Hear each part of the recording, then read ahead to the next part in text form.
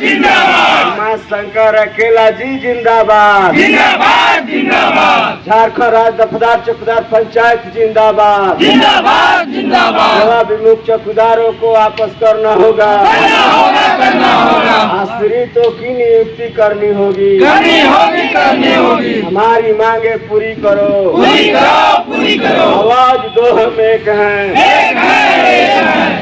इनकलाब जिंदाबाद जिंदाबाद जिंदाबाद। चौकीदारों के रिक्त पदों पर निकला हुआ विज्ञापन रद्द करो रद्द करो। जिन जिलों में नहीं निकला है उस पर रोक लगाओ हमारी मांगे जायज है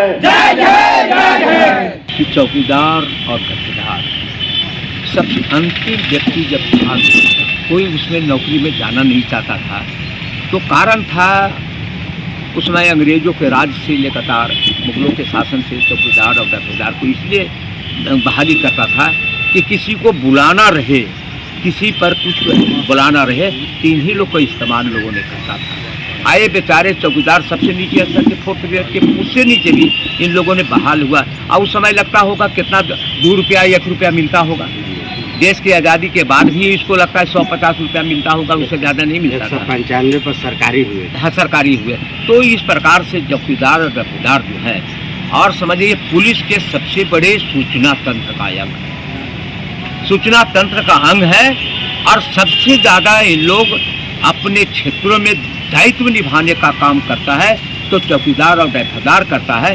पहले गरीबी जब थी तो हमारे इलाके में, गांव इलाके में काफ़ी चोरी डकैती होती थी, लेकिन चौकीदार बेचारा क्या करता था, डंडा ले लिया और सारे गांव में जाग के सोया हो, चाहे वो गर्मी होता था, चाहे वो जाड़ा होता था, चाहे बरसात होता था, चौकीदार लोग अपने ड्यूटी पर खड़ा उतर करके लोगों को बचाने का प्रयास करता था। आज बेचारे चौकीदार दफेदार की अपनी मांगों के लिए आज राजभवन के सामने ये बैठे हुए हैं। निश्चित तौर पे हम लोग की चिंता है, कारण है कि हम लोग इन्हीं परिवार के वंशज से आते हैं। जो आदमी चौकीदार आज है यहाँ, उसी परिवार के हम लोग ये हैं, लेकिन हम लोग थोड़ा ऊपर हो गए हैं, तो हमारी चिंता इन लोगों के प्रति है। हम सत्ता पक्ष में हैं, तो चौकीदारों के लिए आप क्या कर रहे हैं? मैं कह रहा हूँ कि मैं अभी आया और ये हम लोग विधानसभा में कई सवाल हुआ है चौकीदार के। अब कई बार हम होम सेक्रेटरी को बुलाने का काम किए हैं। दीपिका पांडे जी, हम लोग इनको समाधान जो मतलब जिनको नौकरी से हटा दिया है उसके बारे में भी हम लोग प्रयास कर रहा हूँ कि नौकरी हो।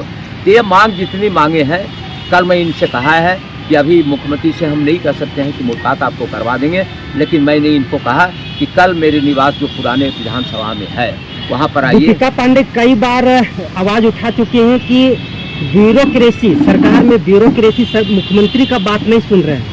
दीपिका पांडे जो बोलती है मैं नहीं कर सकता हूँ, हम सरकार में है, हमारा ब्यूरोक्रेसी है। मेरा कहना है कि ये ऐसी बातें नहीं है बोल देना है। जब हम सरकार में है तो ब्यूरोक्रेसी को तो सुनना पड़ेगा, और यदि जो नहीं सुनता है तो हम यानी कि फेल हो गए सरकार चलाने में। तो दीपिका पांडे जी बोलती है, उनसे सवाल पूछिए। अकेला यादव सर जो सवाल पूछना है वो पूछिए।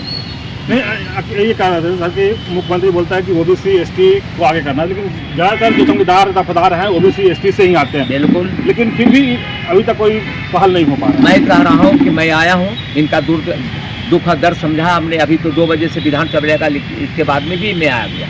मैंने कहा था कि भाई 1 बजे बंद होता है, मैं आऊँगा, और आया। तो मैं इनको आश्वासन दिया हूँ कि कल हम संसदीय कार्य मंत्री आलम साहब के घर पर मैं जा करके इनके 5 साथियों को ले जा करके कहूँगा कि माननीय मुख्यमंत्री जी, यदि जो इन गरीबों को दर्द आप नहीं समझोगे, इनका समस्या का समाधान नहीं करोगे, तो हमारी सरकार गरीबों की जो अलग रास्ता है कि दलितों की सरकार, मजदूरों की सरकार, किसानों की सरकार, अल्पसंख्यकों की सरकार, आदिवासियों की सरकार, बेरोजगारों की सरकार, महिलाओं की सरकार, धोखा क्यों बोलते हो? क्यों बोलते हो भाई? इसके समस्या का समाधान करो। आज उन्होंने कहा हमारा मांग पत्र पढ़ने के बाद कि अभी हाउस चल रहा है और कल 9 बजे सुबह में अपने आवास पर बुलाए हैं, जो पुराना विधानसभा है उसके पास, और वो बोले हैं कि कल हम आप लोगों को लेकर के चलेंगे आलमगीर आलम साहब के पास।